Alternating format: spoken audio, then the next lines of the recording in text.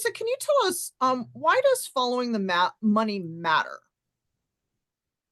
We follow the money because what's been happening in the United States is that there's been this erosion really since the Supreme Court's partisan Citizens United decision, the erosion between what was just called disclosed money, meaning money that people would have to disclose if they were funding a candidate or a party, a judicial candidate or a political party or a group that was involved directly in electoral politics. And now there's a thing called dark money because this is money that is not disclosed, that is being spent around these elections to influence the outcome of the elections, but without those limits, without either the limit on how much a particular candidate could receive, and without the disclosure of who's funding it. And so this has created sort of a wild west that this Roberts Supreme Court has unleashed.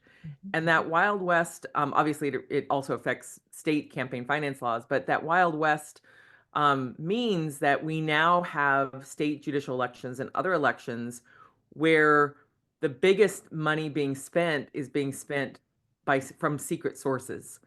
You can see the front of that money, like who the front group is, but you can't always see who's behind that front group and what that means. I guess the real bottom line is in a democracy, every person has a vote, every citizen has a vote, and our elections should be clean, where candidates are not unduly influenced by money, and that's due in part to limits on how much they can receive and disclosure of who funds them. But now we're in this environment where a handful of billionaires, particularly right-wing billionaires, are spending enormous sums that dwarf the money raised by those candidates to help install them in office. And I think it creates real risks to the quality of justice Americans are receiving or could receive, and the integrity of the judiciary.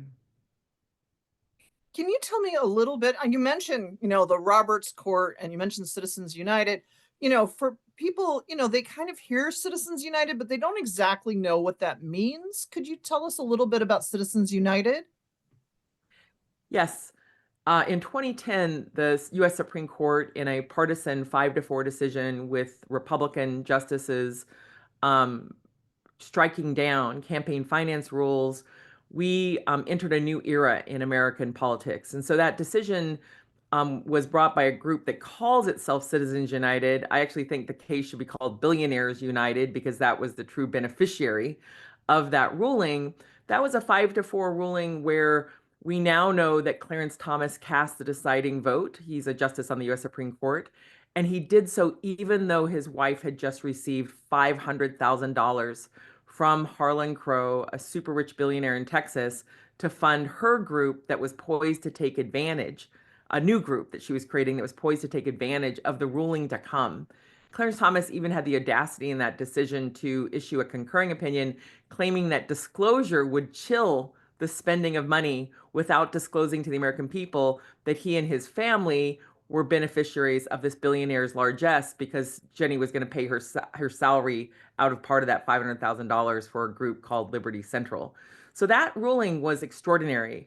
Just a few years earlier, before John Roberts was confirmed to the U.S. Supreme Court, the Supreme Court had upheld the Bipartisan Campaign Reform Act that many people know as McCain-Feingold. That was a measure that was adopted in the early 2000s on a bipartisan basis and signed into law by President George W. Bush, a Republican, because there had been this surge in sort of outside money, dark money that was starting to seep into the elections. There had actually been a congressional investigation in 1997 because Charles Koch, it turns out, had funded sort of a trial balloon of dark money to try to capture the delegation to Congress from Kansas. At the time, there were no subpoenas issued, and it was only discovered later through a whistleblower that that effort was funded by the Koch money.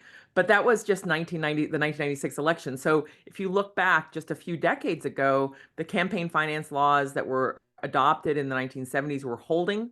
Money had to be disclosed. The amount of money that could be donated was limited. As that started to erode, Congress stepped in on a bipartisan basis to try to stop that and have common sense rules like if you're going to spend a big amount of money on ads right before an election, you should reveal who the major sources of those donors are. That was upheld by a Supreme Court, and then there was a change in personnel on that Supreme Court. After John Roberts and Sam Alito got on the U.S. Supreme Court, In 2010, they took up BICRA, the Bipartisan Campaign Reform Act, again. And that time they ruled against it. And they found that it was unconstitutional by basically rewriting our First Amendment to protect this sort of dark money being spent by outside groups under the claim that it would not corrupt or influence the beneficiaries. Well, now we've seen that dark money surge over these past several elections, including in state Supreme Court races. But now we've seen in this most recent election cycle almost the sort of pardon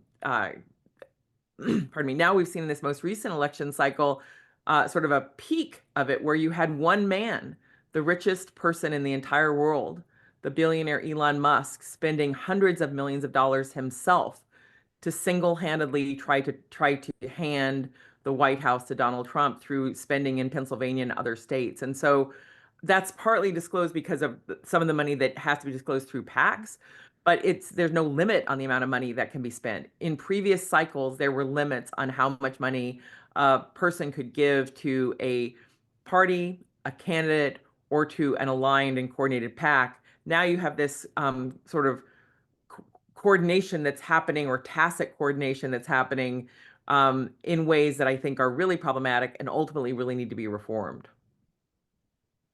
Well, one of the first things that I worked on in my money and politics career was a bill we called the Right to Know bill, and it put campaign contribution information online. And over the years, that whole idea of right to know and transparency seems to be turned on its head.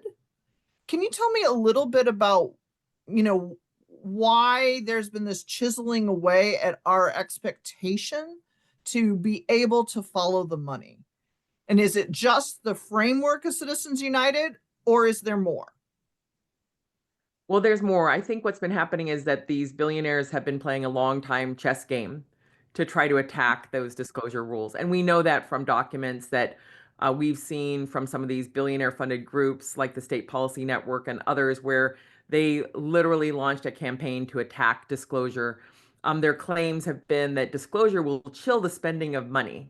So if you draw the lens back on First Amendment law, um, when someone has a right, that right is something that the courts typically stand in favor of protecting. They issue rulings protecting those rights, and um, they disfavor rules that would chill the expression of those rights. Well, that means one thing when it comes to your freedom of expression to speak, or your freedom of worship, those rights.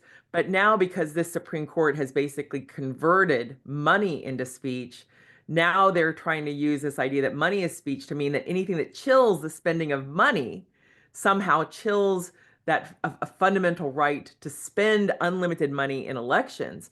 And so this is, in fact, part of a concerted long-term effort.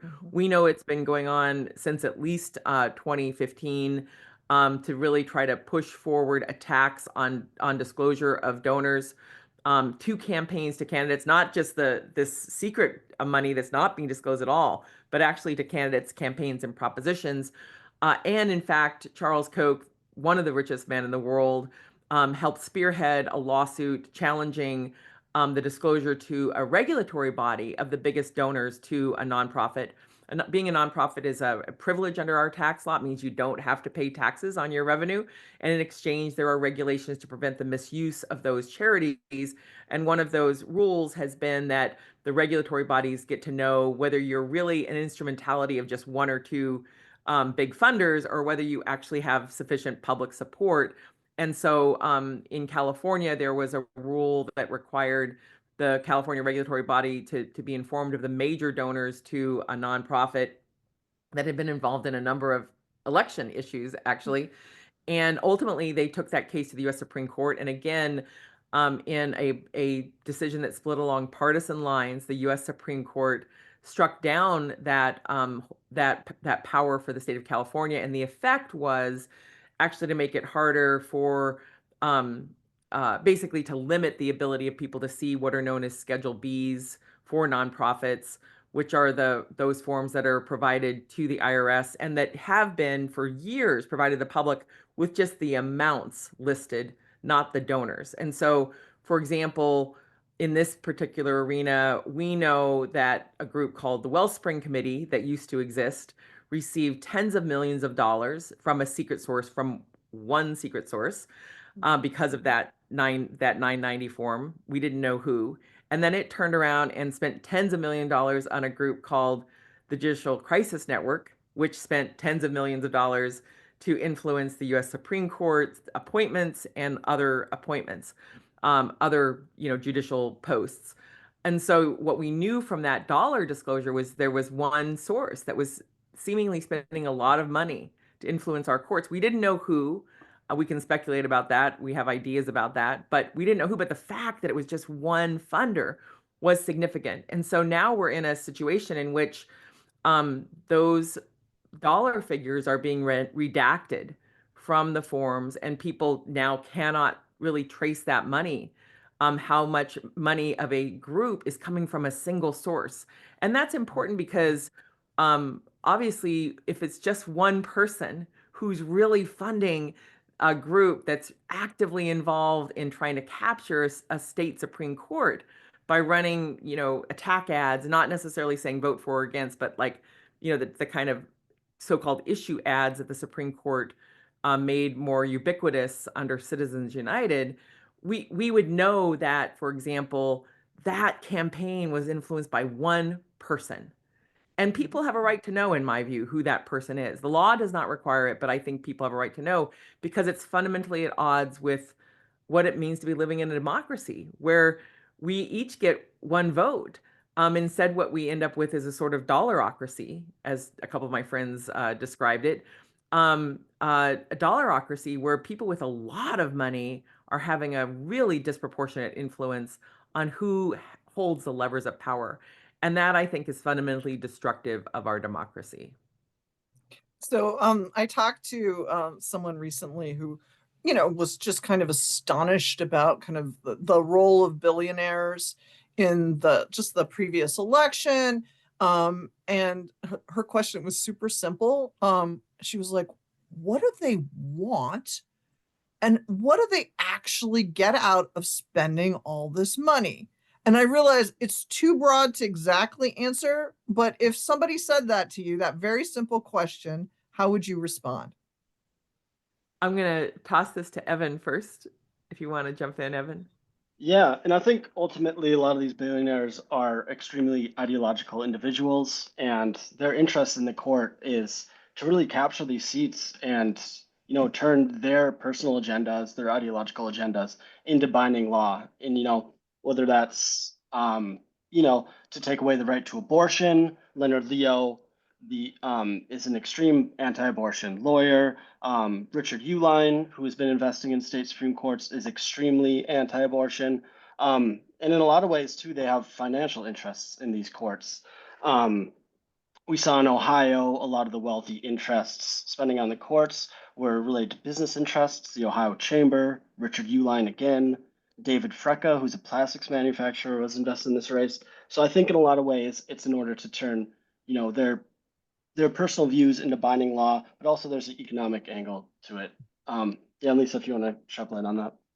Yeah, that's exactly right. And I guess I would just add that this is profoundly anti-democratic or counter-democratic because what's happening is, for example, in Ohio, you had a resounding support for an amendment to protect access to abortion in the state. Mhm. You had an effort by Republican state legislators to block that or thwart it. And then you have this effort to capture the state Supreme Court, perhaps in the hopes of overturning that measure by judicial fiat. So basically, at the US Supreme Court level and in the states, what's happening is there is a sort of right wing funded effort to overcome the majority will and to use the courts to do so in order to impose these narrow, regressive views on people through judicial decisions. And as Evan mentioned, there are also financial desires in terms of having like courts and legislatures that don't want to regulate corporations or want to limit the ability of we, the people, through our representatives and through the agencies that implement those laws from regulating corporations. And so Those interests are at odds with the interests of most of the American people, and most of the people in Ohio who want to have fair courts, who want to have their freedoms respected, and who do not want businesses to get a free ride and a free pass when their products or policies harm people. All right, Evan, you ready for a bunch of questions about your research? Yeah. So can you tell me a little bit about like how do you do your research? Like, what does following the money entail?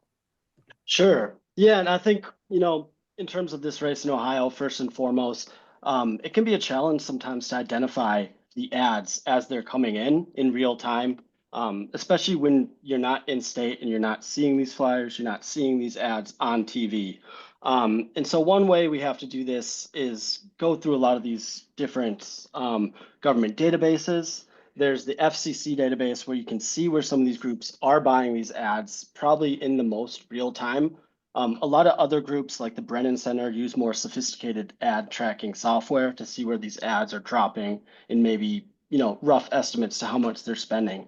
But I think the first thing to do is when you see these ads, you have to see who actually is on the disclaimer, who's paying for them. Oftentimes they're a group, often with a misleading name, Ohioans for a Healthy Economy, the Judicial Fairness Initiative. But if you look beyond the name, you can start to look for clues on their website about what they might be about, what their ideological agenda is, who may or may not be involved with the group or funding it. And after you have the group name, then often for me, I'll start and look at the Ohio Business Entity Database. And there you can see actually a name of a person or a group who registered this group in the state. And from there, you can kind of see what type of group it is. There's varying numbers of groups. There's 501c3, 501c4, 501c6, dark money nonprofit groups. There are super PACs, which report to the Federal Elections Commission, and from there you can see on their filings. So depending on what sort of group it is, you can look at these filings and if it's a super PAC, for example, you can see who actually is funding the group, whether it's a group, whether it's an individual like Richard Uline. For the 501c4 dark money groups, funding the money is a lot tougher of a challenge because they do not actually report their funders. And oftentimes we don't get these filings until years later in their IRS 990 filings. Other groups, you maybe have to connect the dots a little bit more about their funding. For example, the Republican State Leadership Committee, it is the sole funder of its own Judicial Fairness Initiative. So we don't actually know who is paying for the ads that the Judicial Fairness Initiative is running, but there are clues. We know that Leonard Leo's Concord Fund is one of the biggest funders of RSLC, especially in recent years, and he has a keen interest in capturing these state courts. You can look at the timing of when RSLC is moving money to RSLC Judicial Fairness Initiative, and you can see what groups were giving money around this time frame. There are also a number of Ohio interests funding a group like RSLC, and they definitely have a keen interest in who sits on these courts. In other states, it can kind of be a little bit of a whack-a-mole game. There's new shell groups that pop up every election cycle. And you really have to just dig into some of these financial filings to see who is funding them and then following these threads and see who's funding those groups. And sometimes you can kind of get down to the bottom of it and you can see like a billionaire like Richard Uline is funding these groups through a number of shell groups. Other times it still remains somewhat opaque. Can you tell me a little bit about like what were the major groups that were advocating for the Republican candidates? And by that I mean the independent expenditure groups. And who were the groups that were advocating for the Democratic candidates for Supreme Sure. Court? Yeah, and so in Ohio, we saw three main groups backing the Republican candidates this cycle. One of them is called the Ohioans for Healthy Economy Action. This is an affiliate of the Ohio Chamber of Commerce, which has long spent in these Ohio Supreme Court elections. OHE Action is a super PAC, and it's tied to Ohioans for a Healthy Economy, which is a 501c4 dark money group. This group recorded spending over $2.3 million backing the Republicans this election cycle. It was funded from $1 million from Richard Uline via his super PAC called Fair Courts America. It also received a significant amount of funding from its 501c4 dark money affiliate, Ohioans for a Healthy Economy. That group itself is funded by the Ohio Chamber of Commerce and a bunch of other business interests in the state. Other funders included the Haslam family, who owns the Cleveland Browns, and Trump cabinet member Vivek Ramaswamy. Another group spending for the Republicans was the Republican State Leadership Committee through its Judicial Fairness Initiative. This group spent around $1 million, $600,000 on TV ads, and another 400 or so thousand on mailers. This group is heavily funded by Leonard Leo's Concord Fund, also known as JCN or the Judicial Crisis Network. And this group has probably been the premier right-wing group spending on state courts to capture state courts since 2014. It spent over $30 million on these state Supreme Court elections. And a lot of that money we suspect, has come through Leonard Leo's Concord Fund. A third group spending back in the Republicans was called Frecka PAC. This was a brand new super PAC that came out that was launched this year by plastics manufacturer David Frecka. He was the group's sole funder. He pumped $2 million in the group. They ultimately spent just over $1.2 million in the state Supreme Court race and another $500,000 or so in federal races in Ohio. We didn't know much about Frecka going into this, but he's a major donor to right-wing candidates and causes. He's a big donor of the Washington, D.C. based Conservative Partnership Institute, which recognized Frecka as one of the handful of heroes funding it in 2021. The Conservative Partnership Institute is described as a nerve center for the right wing. That's a breeding ground for the next generation of Trump loyalists and an incubator for the policies he might pursue.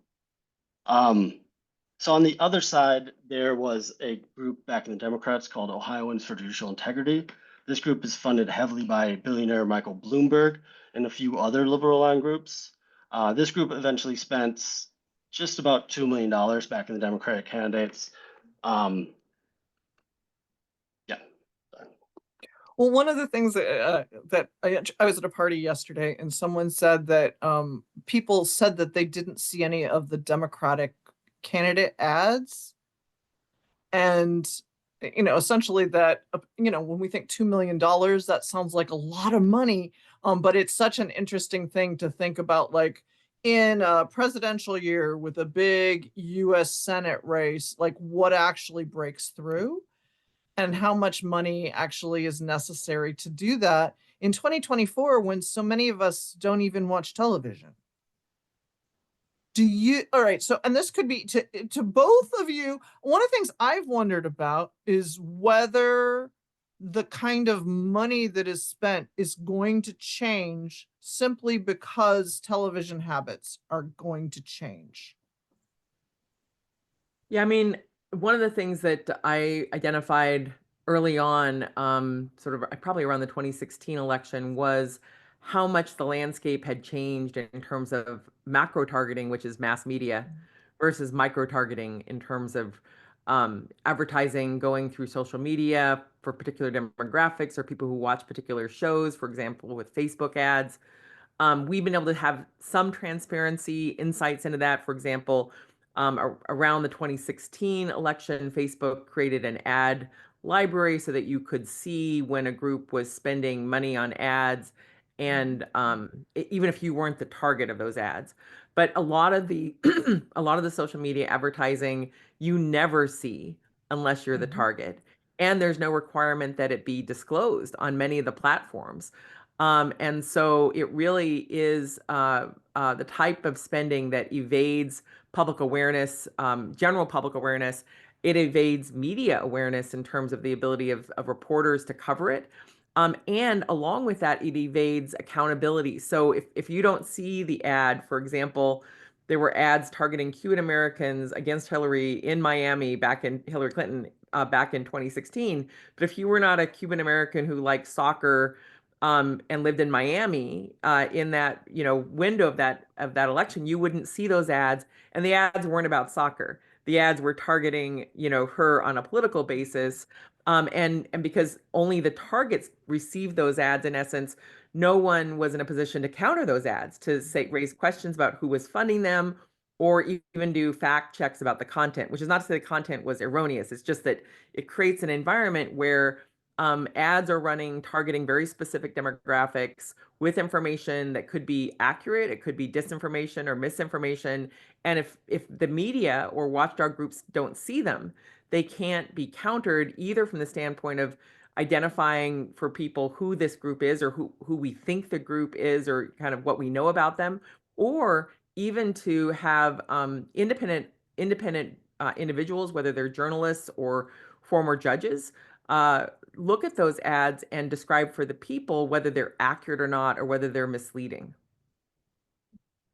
So Evan, one of the things that I know is that you've spent a lot of time looking, and going down some rabbit holes and trying to figure out, who's funding this ad, or thinking about how one organization connects to another organization, which connects to another organization. Can you tell me what was the weirdest kind of thing that you found as you were doing your research? Because I always think people like those kinds of stories.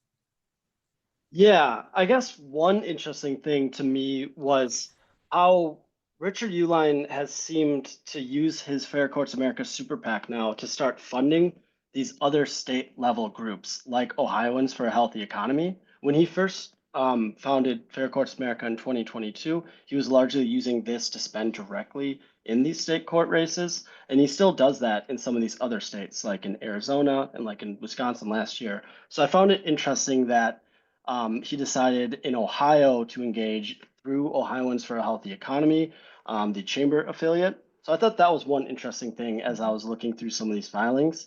I guess like a funny sort of interesting thing as I was going through here was just learning more about this character, David Frecka, who was funding the Frecka PAC.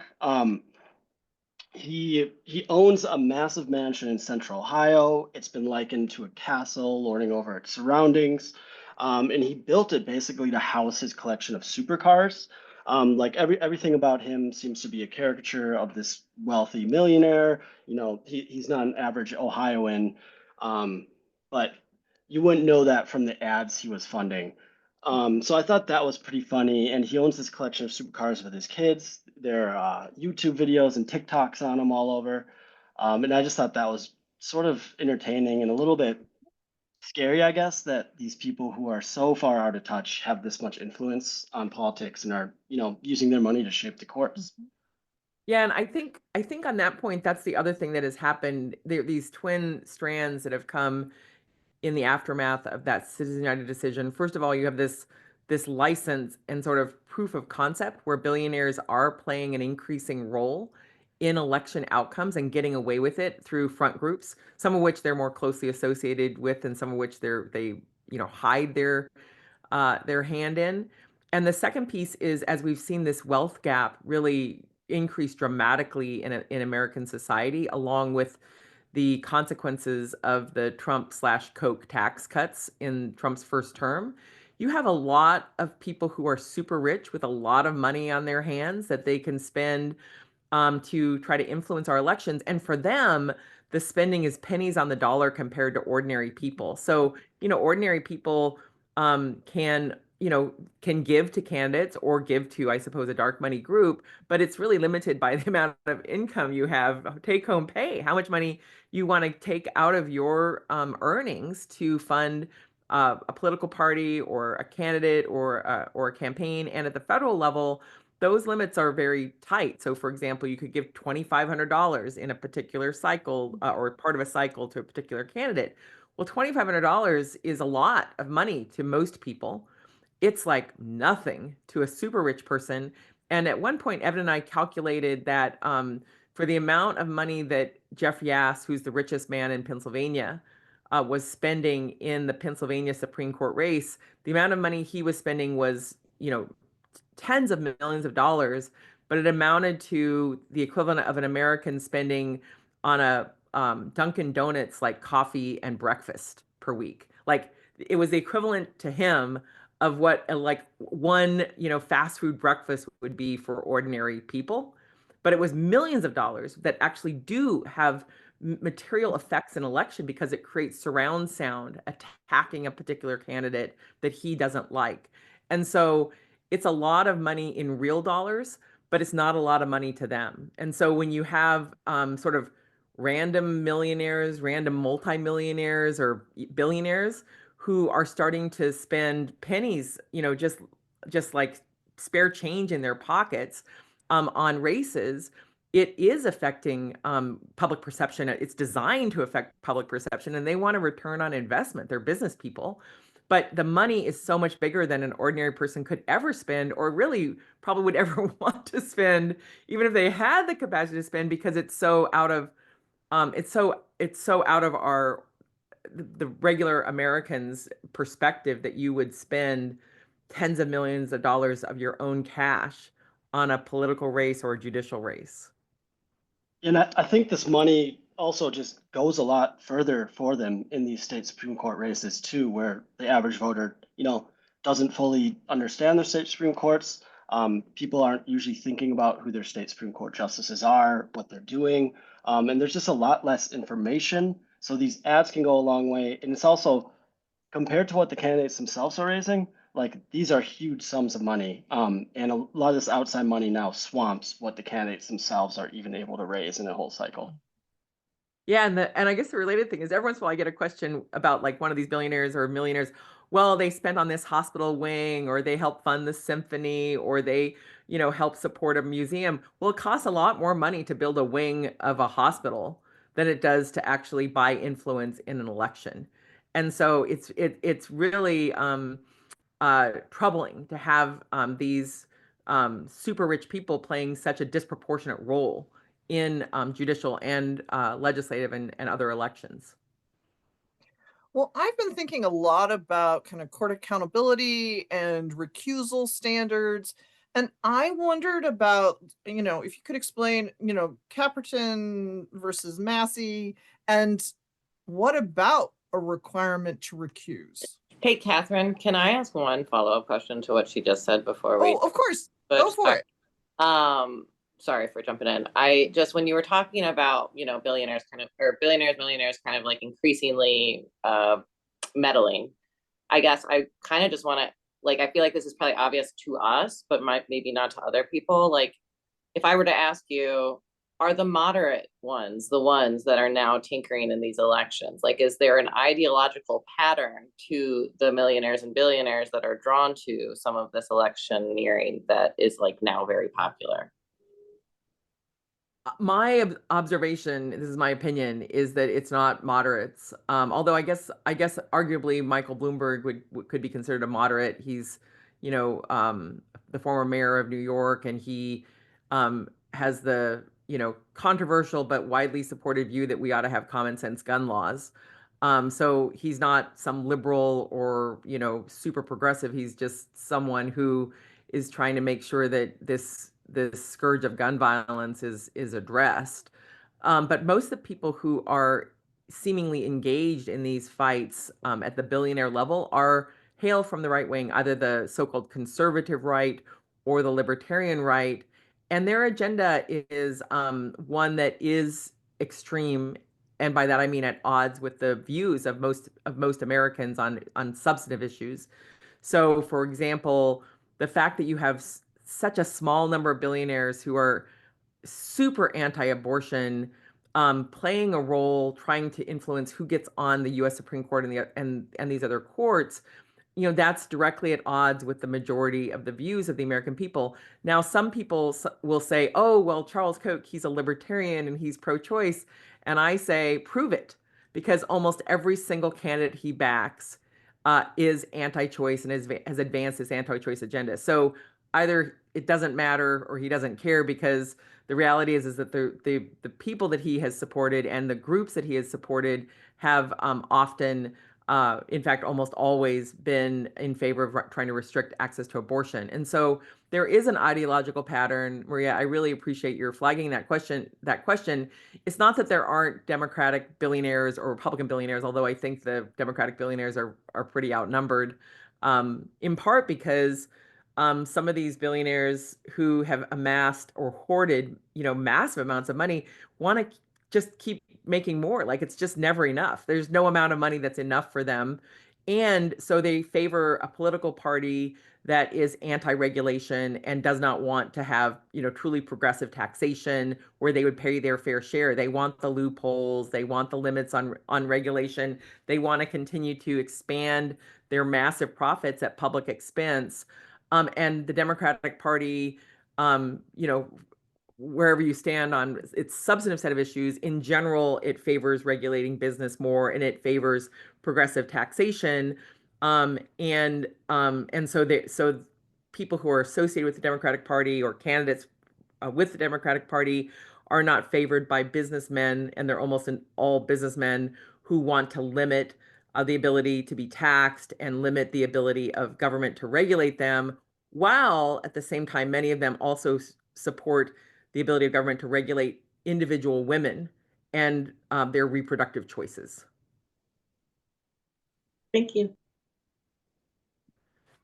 Thanks. So all of a sudden I'm like, what was I asking you? So basically what I was interested in was kind of your thoughts on the need for recusal, how, Caperton versus Massey, how that all, or it's Massey, am I getting it wrong? Anyway, I just wondered if you could talk a little bit about that, because certainly there was a Supreme Court decision about the need to step aside from cases involving your people who support you, not just your contributors.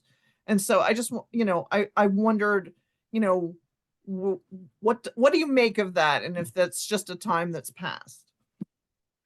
Well, the Caperton decision was issued by the Supreme Court in 2009. I think, did it come out in 2010? Hold on, let me start that again, if you don't mind. Not to worry. I'm the one that's like, is it Caperton Massey? Is it Massey Caperton? Yeah. Yeah, let me try that again.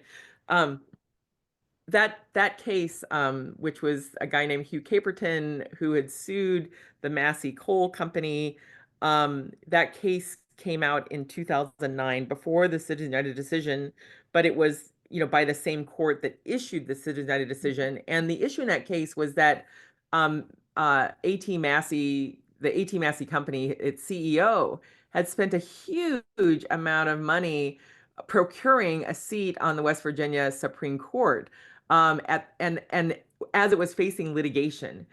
And the justices, one justice in particular, that it helped to install in the Supreme Court, a justice named Brent Benjamin, refused to recuse himself from the case, even though Massey had donated like $3 million to his election campaign. It was like an obvious case of bias, or either, certainly actual bias and, the appearance of bias.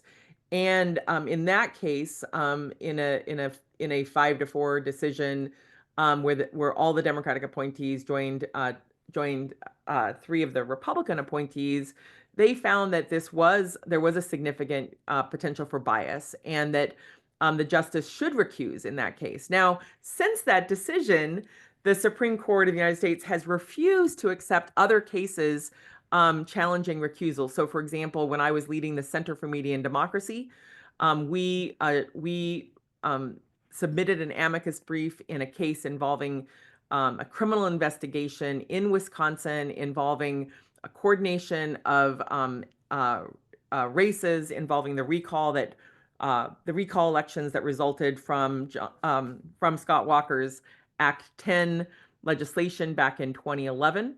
That case involved a bipartisan criminal investigation into what was then illegal under Wisconsin law, which was coordination of the spending by these groups that, by the way, were taking checks that were denominated as Scott Walker's C4.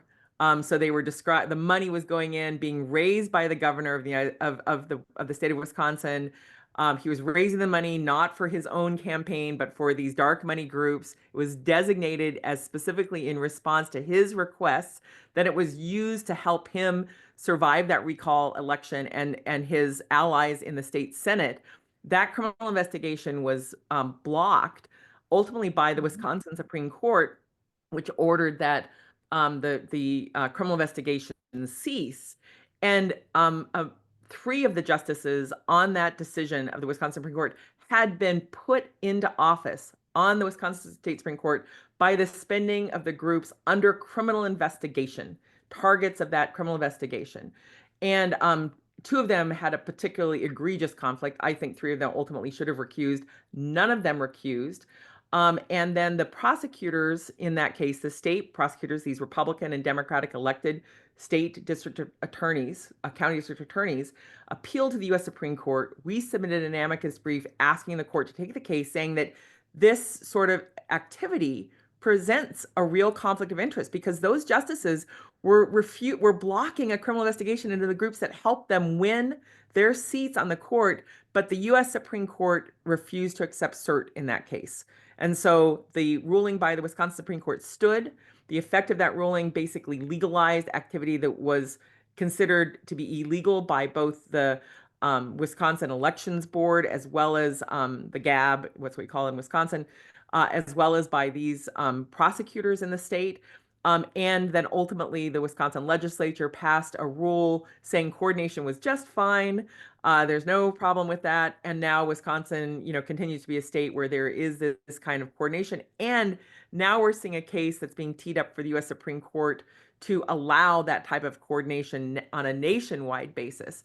And so I think we have a real crisis on recusal in both the states and at the Supreme Court level, where the recusal standards need to be adapted to address the kind of bias that I think an ordinary person would certainly perceive if a judge is sitting on a case where the groups that helped get them into office is bringing litigation to them. And that includes the local chambers of commerce that are very active in some of these states. And in Wisconsin, the local chamber of commerce, Wisconsin Manufacturing and Commerce, actively itself rewrote the recusal rules for the state of Wisconsin Supreme Court to limit the requirement that they recuse from cases involving who?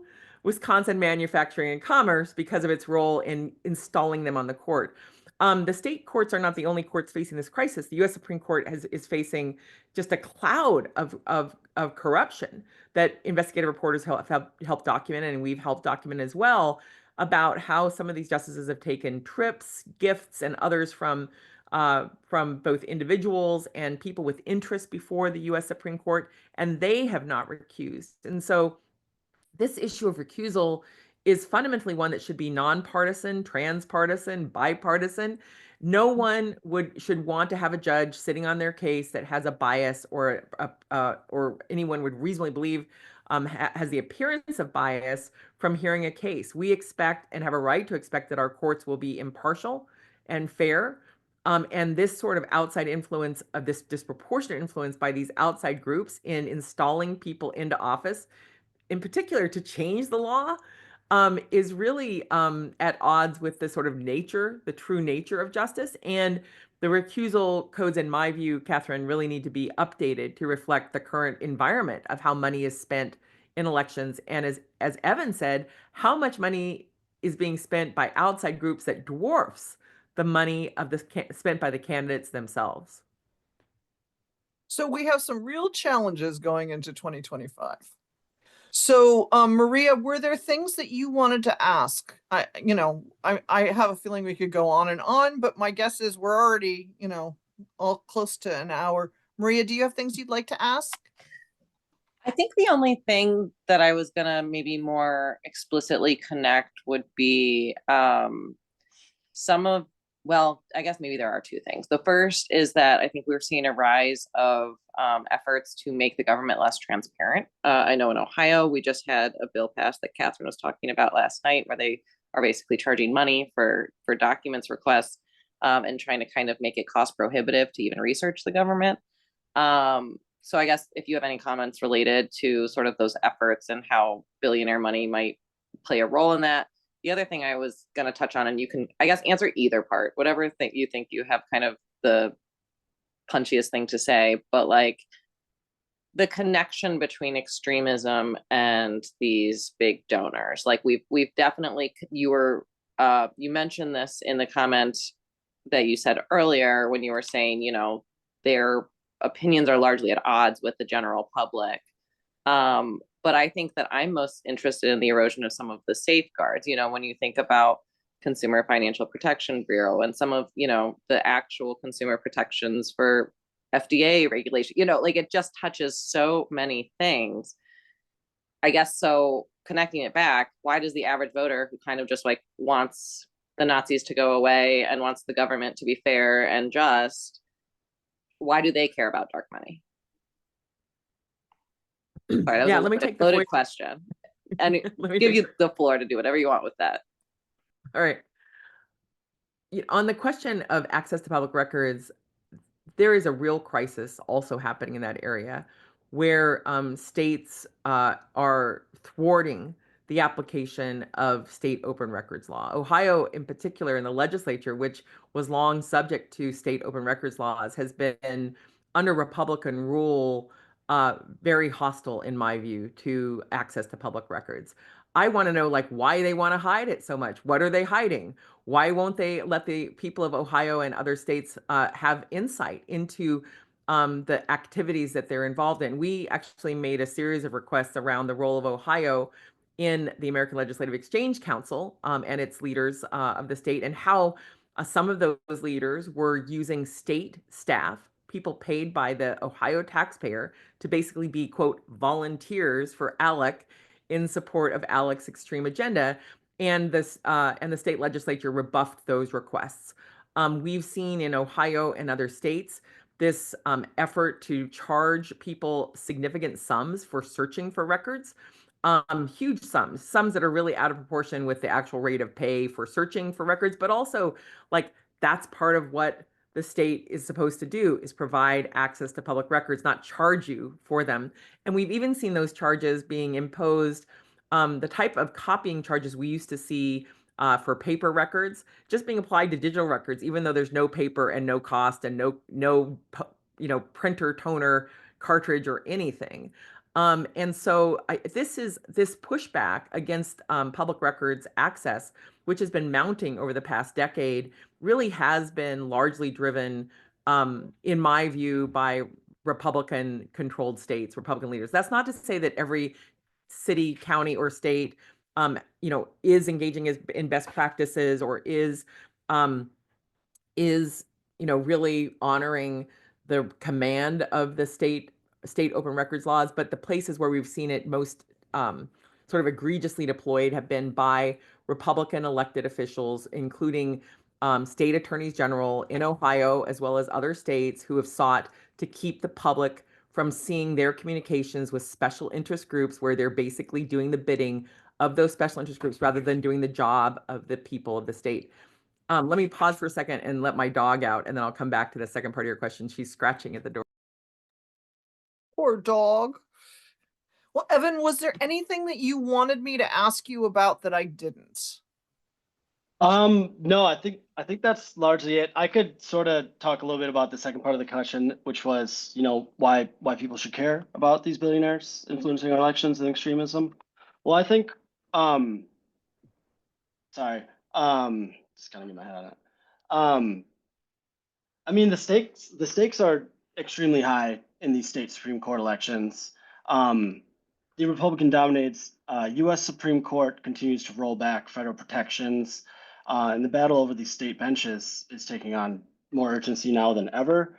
I think a lot of these billionaires, their agenda is actually to roll back a lot of our freedoms, to supplant our freedoms to make decisions about our own health and well-being based on our doctors, and impose the views of their anti-abortion funders. State courts handle many more cases than federal courts, and their decisions have far-reaching consequences for our environment, the rights, health, and freedoms of millions of Americans every year.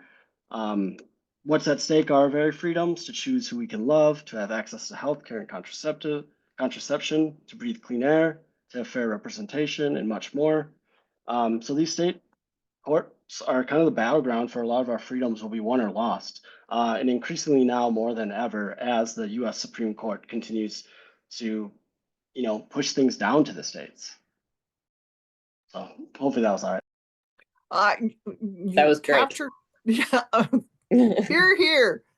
So, I know we're recording, but we're going to be slicing this up. So I guess the question, one of the things I wondered about, did Kathy ever connect you all with the folks in Wisconsin to think about how to do the project so that it's actually happening? I like part of it. It's okay if I have nothing to do with it. I just wanted to make Yeah. sure that I, close the loop on that. Yeah, so we were gonna have a call Thursday. Kathy had to move it, and we're moving to early January now. Okay. Jay, Wisconsin Democracy Campaign, and some other folks. Okay. That makes me feel better. I can loop you in after that call too. And let you know. Mostly it was like, I don't actually need to know, but I did want to make sure that, just that, you know how that goes. Sometimes Yep. you have a little thread dangling back there and it bothers you. It's niggling back there in your brain. Yep. How is it Lisa, going? you could go ahead. You could go Oh, ahead yeah, too, Lisa. I just kind of took on Sorry the about that. I second had to one. get the electric collars on them to monitor them when they went out. It took me a second there. Okay. Let's see. Okay, I'm looking at your other question, Maria. Let me start here. I'm just trying to figure out how to formulate it. Give me a second. I just came back from dog zone for. You're totally No, fine. Let me just think. and I've been grilling you, Yeah. you know, for an Talk about hour. court I'm like, cases. Yeah. what are your great No. thoughts? Oh, intellectual leader of our times. Oh, you're so sweet. You're so sweet. I think that America is at the precipice of confronting, pardon me, I think America is at the precipice, oh my goodness, okay. I think America is at the precipice of confronting the real problem of billionaires. And it's not just that they have a lot of money, it's that they are so isolated by their money. They're surrounded by yes men, yes people who, if they say no to them, will lose their jobs or access to, fabulous private jets and other perks. And they are also isolated from the consequences of their decisions and the policies. So, for example, for many years, we've seen billionaires like Charles Koch try to undermine Social Security. They're never going to use Social Security. They've got billions of dollars in the bank. But ordinary Americans who've paid into Social Security their whole lives are relying on that safety net. And it's not a huge amount of money. It's just enough to barely basically make it by in terms of the daily expenses of living on a monthly basis. And yet it's billionaires and billionaire funded groups that have been at the forefront of efforts to dismantle and privatize Social Security because they have an ideological objection to a policy that was adopted during the Franklin Delano Roosevelt period of the New Deal. They just don't like it. They don't care about what happens to you. They're not interested in your reliance on that policy. They just don't like the policy. And they're so arrogant that I sort of have described them as, although not publicly now, I will publicly, but I've described them as really distorting this quote that many people have heard of from Descartes, which is, I think, therefore I am, which is this idea from the Enlightenment that rational thinking is significant. But for these billionaires, it's like, I think, therefore I am right. That because they thought something, that one day some thought popped into their head, therefore they're right, and everyone else has to do what they want or do what they say. And we're seeing that manifest in public policy that's being described in the news from billionaires who have glommed onto Donald Trump as a vector of power for them, power beyond their own companies, to be the kings of their companies, to basically be the kings of America, unaccountable, unelected, unconfirmed to any post, and yet given the power to convert their thoughts into public policy for the rest of us, regardless of the consequence for the rest of us, just because they woke up one day and thought something or didn't like something or have an erroneous view because their little yes men say that they're right about everything because they're all tied into getting access to the money and the perks of that billionaire's lifestyle. That is fundamentally, like, it's called plutocracy. It's not called democracy. It's not a democracy to have people dictating policy decisions, including about our debt, our federal spending bills, about access to proven scientific advances like the polio vaccine and other vaccines that have kept kids from losing their eyesight, losing their ability to walk, and other, consequences of these dreaded childhood diseases. Just because some billionaire or someone funded by a billionaire doesn't like that vaccine or doesn't like the Consumer Financial Protection Board because it regulates, a teeny tiny portion of their massive wealth and they don't want any regulation at all. Like, this is grotesque distortion by literally some of the worst people, in my opinion, who you could ever put in a position of power, because they're not used to being in a democracy. They don't live in a democracy in their daily life of work. They live in a monarchy in the daily life of their work. They act as monarchs, as kings, whose rule cannot be questioned, whose subjects get fired if they disagree with them. They are not used to compromise. They have the money that basically insulates them from having to compromise. But democracy is fundamentally about compromise, about finding some middle ground for the greater common good. And these billionaires, giving them such access to levers of power without accountability, without any checks and balances, is fundamentally destructive. And it's not just fundamentally destructive, it's stupid. It is one of the dumbest things that could happen to America, which would be to put business people whose specialty is maximizing their own personal wealth and basically getting rid of any of their opponents, either firing them or consuming them through, conglomeration or purchases or hostile takeovers. These people are not suited to rule. They are not suited to serve a democracy and respect the deliberative decisions in a democracy. Their whole working mindset is antithetical to democracy. And we're going to have to confront that crisis, which is looming sooner rather than later. Well, thank you. Maria, anything else? Or shall we Oh, that was end great. on that very sad note? Oh, okay, fine. Yeah, you're right. Maybe I should ask a question that can reap an answer that's a little bit more. So, okay. What's your biggest piece of advice for people that are entering into a world where Elon Musk might run the show, right? So, average voter, again, what's your advice to someone who's just trying to, how do I make this less shitty, slower, or something? Just being as real as possible. What can we actually do? Well, the first thing I think that people have to recognize, or let me just say, the first thing I think is worth recognizing is this was a very narrowly won election. The Congress is very narrowly divided, just by a couple thousand votes. The presidency was decided by a very small portion. More than 74 million Americans did not vote for billionaires to basically be in charge. And even some of the people who voted for Trump didn't necessarily vote for a bunch of random billionaires to be in charge. And so the reality is that there are millions and millions of Americans and millions of people in Ohio who are allied in trying to make our world a better place, help our government work better for all of us, improve the transparency and effectiveness of our government in protecting our rights. So we have more allies than we realize in the sort of isolated homes and culture that we sometimes live in as we're contending with the news, the sort of the assault of the news every day of, yet another person being chosen to do something for being a billionaire and not actually having any actual bona fide experience for that particular job. So you have many, many allies. We have many, many allies, and we cannot give up. This is not this fight to make our world a better place, to counter extremism, to expand our freedoms. This is a moral fight. This is a fight that you don't give up on just because you lost one election.